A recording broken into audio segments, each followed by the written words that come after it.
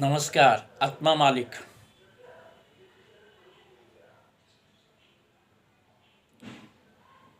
सध्या प्रत्येक समाजामध्ये फारकतीचे प्रमाण वाढलेले आहे.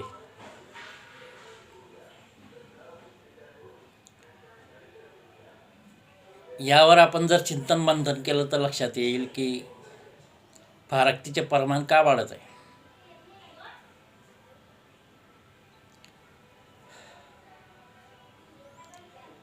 समजा एखाद्या गावामध्ये आपण मुलीचे स्थळ पाहिले, परंतु आपल्याला लग्न जमवायची घाई असते. तर घाई न करता त्या गावातील त्या मुलीबद्दल, त्या घराण्याबद्दल व्यवस्थित माहिती काढायला पाहिजे.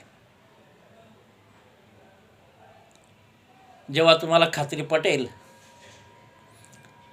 चांगली संस्कारी मुलगी आणि घराणेसुद्धा चांगले आहेत, तेव्हाच लग्न जमावा. तसेच तुमचा मुलगाही निर्व्यसनी असावा, तुम्ही संस्कारी असावे, तरच तुम्हाला तो अधिकार आहे चांगल्या संस्कारी मुली पाहण्याचा.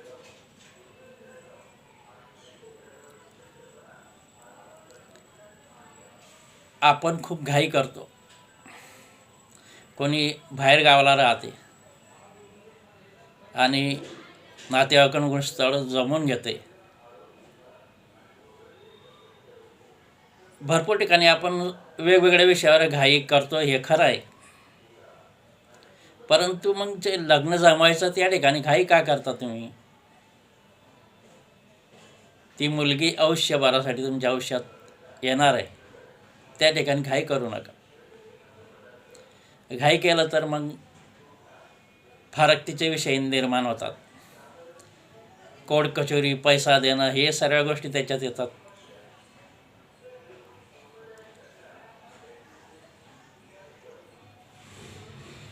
आणि तुम्ही स्वतः सद्गुरू मार्गाने ध्यान, संस्कार या गोष्टी करायला पाहिजे. सत्संग. जोपर्यंत समाजामध्ये सत्संग, सद्गुरू मार्ग वाढत नाही,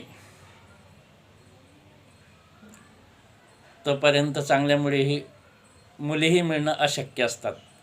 खूप मेहनत घ्यावी लागेल. म्हणून तर आम्ही वारंवार सांगतो की सद्गुरू सत्संग मार्ग करा. बऱ्याच ठिकाणी भांडण झाल्यानंतर, म्हणजे फारकतीची जेव्हा वेळ येते, भांडण झाल्यानंतर मुलांवर पडतो.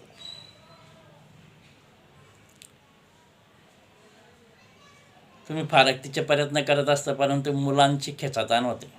तो त्रास त्यांना भोगावा लागतो. याचा कधी विचार केला आहे का तुम्ही? म्हणून घाई न करता चांगलं स्थळ पाहावं.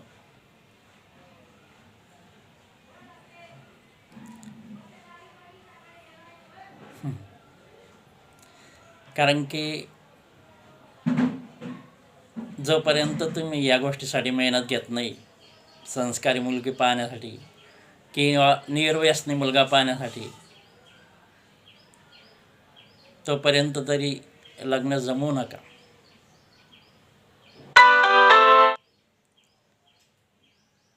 म्हणूनच आम्ही वारंवार सांगतो की सद्गुरू सत्संग मार्ग करा. सर्व समाजामध्ये सद्गुरू सत्संग मार्ग पसरला पाहिजे. त्यामुळेच चांगले संस्कार मुलामुलींवर होत असतात.